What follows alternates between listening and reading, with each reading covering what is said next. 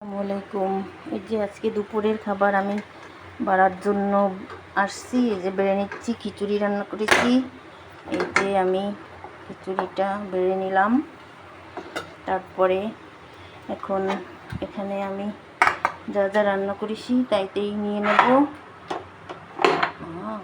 খিচুড়িটা নিয়ে নিলাম। এবার আমি এখান থেকে এক পিস বেগুন নেব।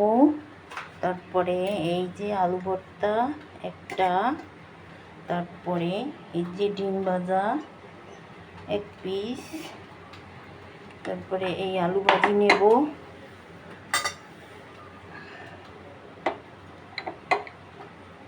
আলু ভাজি একটু নেব, অল্প নেব যেহেতু আলু ভর্তা আছে। এই যে আমি সব কিছু নিয়ে নিয়েছি। দুপুরের আজকে খাবার খিচুড়ি, ডিম ভাজা, বেগুন ভাজা, আলু ভাজা, আলু ভর্তা। যে আলু ভর্তার উপরে আরেকটা মরিচ দিব, এত মরিচ লাগে না। এই তো, আল্লাহ হাফিজ। আচার নিব, ওই আচার নিয়ে নেব অনেক।